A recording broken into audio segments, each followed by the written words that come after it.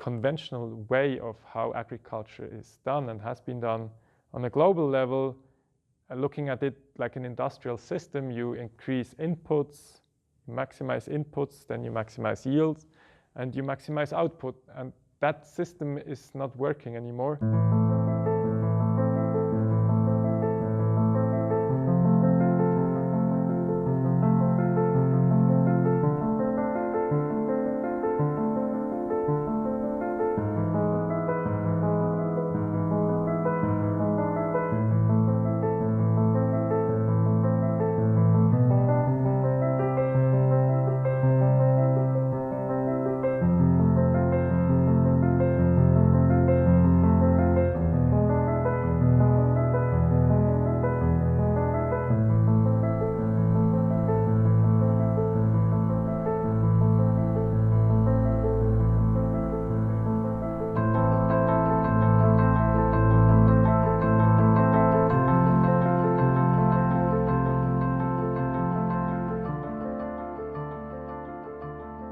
Souvent, quand on pense à tradition, là, on va avoir l'idée de qu'est-ce qui est maintenant ou qu'est-ce qui était dans un passé proche.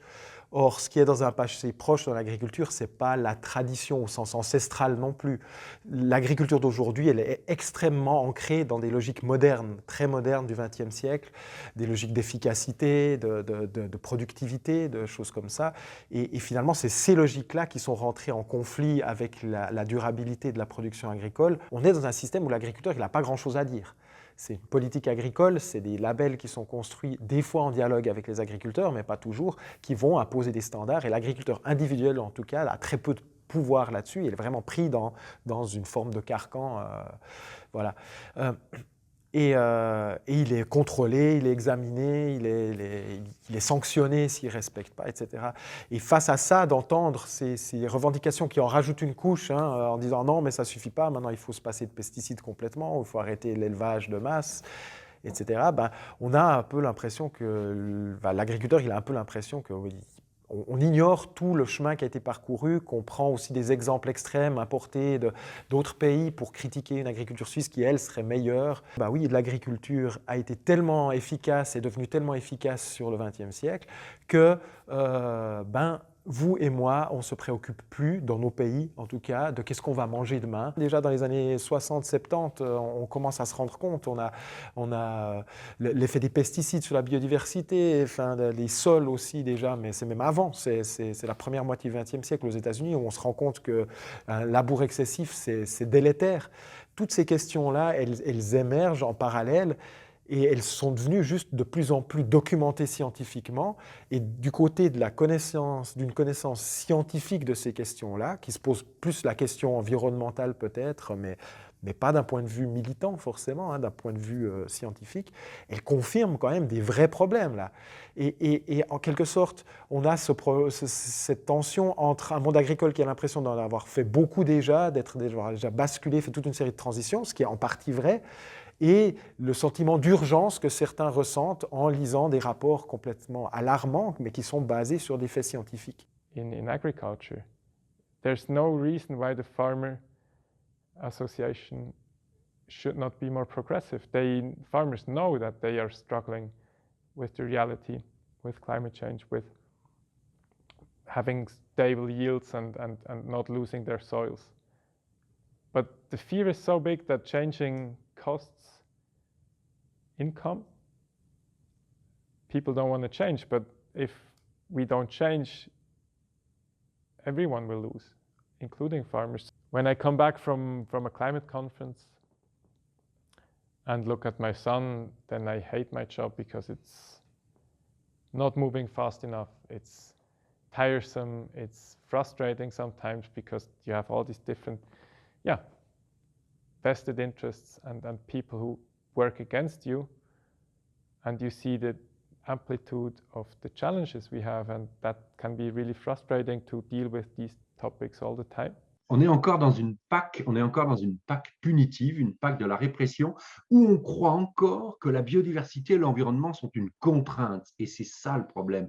tant qu'on n'a pas vu que l'environnement, l'écologie vraie était la solution, l'écologie vraie chère à Marcel Boucher, à Hervé, à Marc-André Sellos et à Ernst Zürcher, un pote, enfin tous les potes, quoi. Hein.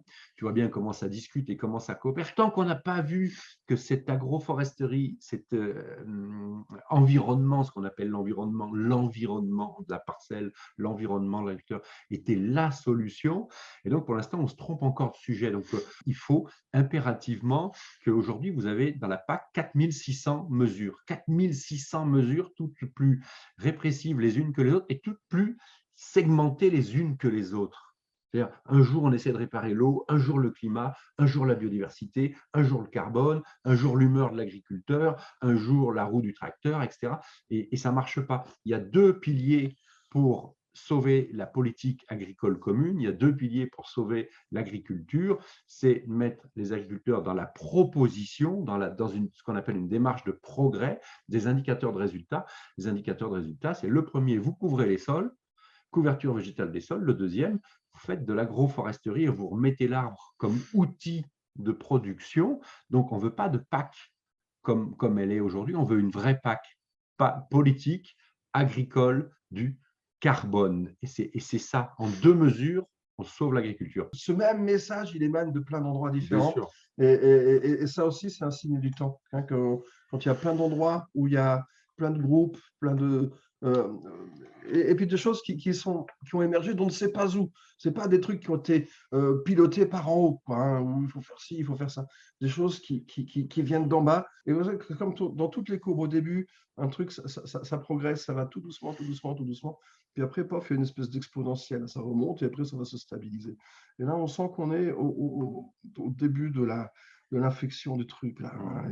Et voilà. Et ça me réjouit beaucoup parce que c'est pas quelqu'un qui tire au bout pour dire il faut que ça monte, il faut qu'il y ait de plus en plus de monde. C'est que les gens, c'est du simple bon sens. Ils voient, ils regardent les résultats. C'est ce principe de réalité, de bon sens agricole, que la réalité l'emporte sur les idées et que quand on expérimente les trucs et qu'on voit que ça marche, ben on le fait et on l'amplifie. Et aujourd'hui, on en parlait avec les gens de la PAD, là. Les premiers qui ont démarré là-dessus, il leur a fallu 20 ans pour commencer à mettre au point les itinéraires techniques et tout ça. Et c'était un travail extraordinaire. Mais aujourd'hui, quand il y a un jeune qui arrive et qui veut faire la même chose, en 3 ans, 4 ans, il arrive à un résultat supérieur à ce que les... Hein, parce que quand on fait des erreurs, en 20 ans, on fait des erreurs. Quelquefois, les erreurs, on continue de les payer 10, 15 ans après. Il y a une entraide terrible autour de ce projet agronomique, autour de ce projet agroécologique. Hein. Je parlais d'émancipation, mais on les a vus se fédérer, on les a vus, et nous, on a observé ça. Évidemment qu'on l'a un petit peu aidé à organiser une journée technique, ça permet la rencontre, mais et puis surtout, quand je reviens à cette histoire d'émancipation, c'est aussi d'être capable de voir que dans ce projet, c'est un projet de société, parce que si on mange les produits de l'agroécologie, ben, il n'y a plus de problème. On a eau, air, sol, biodiversité, climat, c'est terminé cette histoire. Enfin, c'est presque aussi simple que ça. Donc, vous comprenez ô combien ça doit nous animer tous, parce que mangeons les produits de l'agroécologie, et puis c'est bon, hein, on arrête de passer notre temps à pleurer, à voir se dégrader les masses d'eau, à voir se dégrader, raréfier les espèces, etc.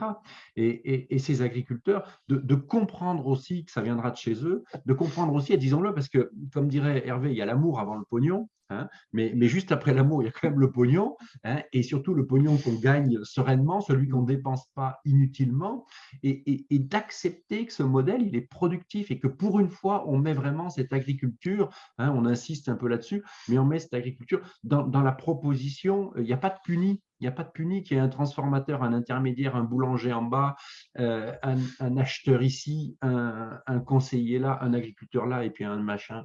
Il n'y a pas de puni dans cette boucle agronomique. Les éléments les plus importants pour l'agriculture de demain, c'est que la société soit solidaire avec le monde agricole et que le monde agricole ne se limite pas simplement à la culture, mais aussi aux soins aux arbres, à l'intégration des arbres. Donc le monde agricole et forestier forment un tout, l'agroforesterie du futur. On a eu beaucoup d'échos, des fois assez touchants, de personnes qui viennent nous remercier d'avoir fait ces plantations. Ça fait maintenant 4 ou 5 ans qu'on met en place des couverts végétaux. Alors en fait,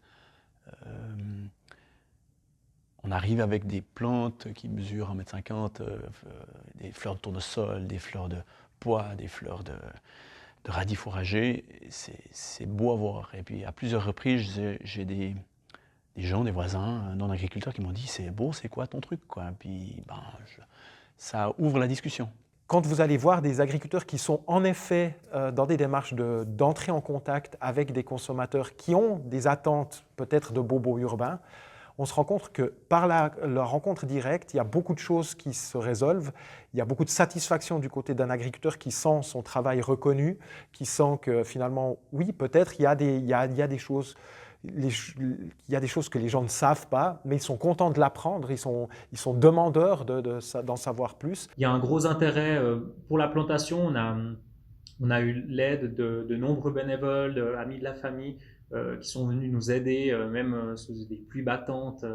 Et puis vraiment, ça a été des moments de joie et de partage. Donc je crois que vraiment, la plantation d'un arbre, ça éveille chez les gens quelque chose de positif. Moi, je pense qu'en tout cas, ce qui est sûr, c'est qu'il faut apporter du sens dans tout ça. Ça veut dire qu'on ne peut pas dire, ben voilà, on a un système de paiement direct qui permet de rétribuer les agriculteurs pour mettre en place des surfaces de promotion de la biodiversité. Ce qui est le plus important, c'est qu'il faut qu'ils voient à quoi ça sert et qu'ils voient eux-mêmes en fait un sens à tout ça. Je pense que ce serait nécessaire. Ouais, ok, on fait ça parce que Pas juste, ok. Ouais, enfin, admettons, je sais pas, ils interdisent les voitures. Ce sera de toute façon pas ça tout de suite, mais admettons, je sais pas, je donne un exemple comme ça. Faudrait expliquer vraiment pourquoi et puis montrer quelles conséquences positives ça pourrait avoir. Ouais, c'est clair. Je pense que les gens, ils revendiquent trop facilement leur liberté, ils n'assument pas forcément immédiatement. Ils pensent pas qu'on... Enfin, on peut pas parler de liberté sans parler de responsabilité. Et du coup, je pense qu'ils revendiquent trop facilement leur liberté. Et peut-être le gouvernement, il pourrait un peu réfléchir à comment plus mettre en place éventuellement une culture de responsabilité. Après, je suis pas sûre que ça... Je pense aussi que c'est une période de conversion qui fait peur. Au bout d'un moment, ça deviendra normal et ça deviendra une habitude, mais je pense que c'est ça qui fait le plus peur, c'est l'adaptation. Oui, comment imaginer l'agriculture du futur si on a maintenant devant nous ces paysages de nouveau complètement épanouis avec cette biodiversité qui fonctionne au profit des cultures, qui les fait mieux fonctionner, les systèmes hydrologiques, les rivières pures avec plus d'érosion, tout ça c'est facile à voir, on sait comment faire. Cette agriculture-là sera une agriculture très attractive, cet élevage aussi, des animaux épanouis à l'extérieur. Il y aura une forme d'attractivité. Beaucoup de jeunes auront de nouveau envie de se lancer dans ces métiers-là et de le faire non seulement dans des buts économiques, mais par plaisir de faire quelque chose qui fasse sens. Et la question du sens, c'est finalement la question fondamentale. Je trouverais important, c'est par exemple d'intégrer un service agricole. Donc, par exemple, au lieu du service militaire ou service civil, qu'il y ait tous les citoyens qui doivent, par exemple, consacrer 1 an de leur vie pour travailler dans une exploitation agricole parce que déjà tout le monde se nourrit d'aliments et du coup c'est très important. Je trouve que chacun sache comment ça se produit et participe, rencontre les gens qui passent leur vie à faire ça pour voir que c'est du travail. Moi, de mon point de vue, je trouve que c'est vraiment une très bonne chose qu'il y ait une implication des citoyens. C'est un métier difficile, agriculteur, agricultrice, et souvent les gens sont un petit peu esseulés, et donc en fait remettre de la vie un petit peu, puis un peu de l'amitié là-dedans, c'est une bonne chose. L'autre face, disons, de la difficulté de mécaniser le système, c'est que ça invite des gens à faire le travail manuellement eux-mêmes. Et il existe aujourd'hui un besoin croissant dans la société de retour à la nature, de retour à la terre, et de développer des pratiques qui permettent de se sentir intégré dans l'écosystème dans lequel nous vivons et de produire soi-même sa nourriture. Et du coup, voilà, le revenu, il est là. Parce que, ah, mais c'est du boulot de ramasser les figues. Oui, mais putain, il y a de la monnaie derrière. Hein. Et ça, la monnaie, ça s'appelle de l'emploi. je vois que les gens, enfin, la société, elle va vers des choses qui représentent des valeurs qui sont de pire en pire. Pour moi, ce n'est pas juste une question de climat. La raison pour laquelle je m'engage pour le climat, c'est vraiment parce que c'est une urgence comparée aux autres mouvements ou des autres luttes qui ne sont pas forcément une urgence. Ça ne veut pas dire qu'elles sont moins importantes, mais ça veut juste dire qu'elles sont moins urgentes. Et pour moi, c'est pas juste une question de climat, c'est vraiment...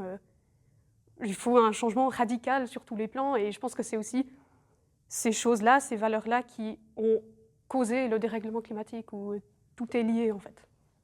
C'est un vrai sujet qui est grave quand même, il faut dire qu'il y a dans certains... Enfin, vous parlez de dépression, on peut parler de suicide aussi en France. Alors, la première différence avec le contexte suisse, c'est le savoir qu'on a sur ces questions-là. En France, c'est quelque chose qu'on mesure, qu'on suit depuis des années, qui a l'avantage qu'on sait un peu mieux qu'est-ce qui se passe, notamment en termes de suicide. On arrive à produire des statistiques sur les agriculteurs en particulier. En Suisse, on ne différencie pas la profession dans le cause de décès au niveau des statistiques policières, donc c'est grosso modo impossible de produire les mêmes chiffres. Il y a la question du sens, je pense quand même, qui est là. Il y a quand même ce sentiment d'incompréhension, à la fois d'être incompris, mais aussi de ne pas comprendre l'évolution d'un monde, d'une profession, où on a l'impression de ne plus être reconnu pour ce qu'on fait, alors que la plupart des agriculteurs sont convaincus, à mon sens à raison, de l'importance de leur métier. Et en association à ça, il y a la question de l'isolement. On a une forme d'agriculture qui allait vers l'individualisation quand même forte. Beaucoup d'agriculteurs sont très seuls en fait dans leur quotidien. À la fin de ma carrière scientifique, avant de venir te rejoindre, j'étais dépressif.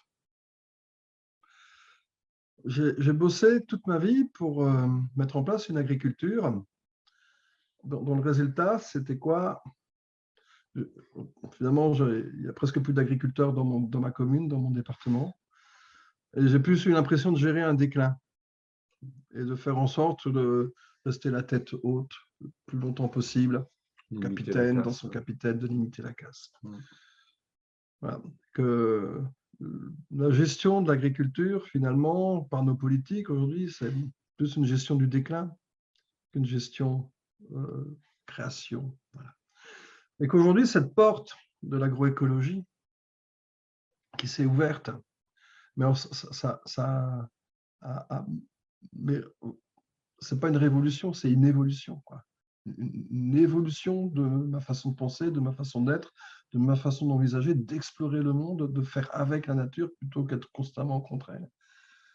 Et ça, c'était un truc qui m'a redonné la patate, quoi. Et le dépressif que j'étais est devenu heureux. Et que je regrette de ne pas avoir connu cette transition-là il y a 30-35 ans, au tout début de ma carrière. Alors, quand j'étais petit, moi, chez nous, il y avait l'arbre de Tarzan. C'était une trogne qui avait une espèce d'énorme branche qui passait par-dessus la rivière, le canal. Et donc, on allait là-dessus, on plongeait dans l'eau. En été, c'était un endroit où on aimait beaucoup jouer. L'arbre de Tarzan. Et puis, donc, il y avait une cabane, ça faisait une grande cavité. Et c'était notre cabane dans cette trogne. Mais voilà, c'est des souvenirs, des beaux souvenirs qui émergent, ça m'émeut. Tu vois?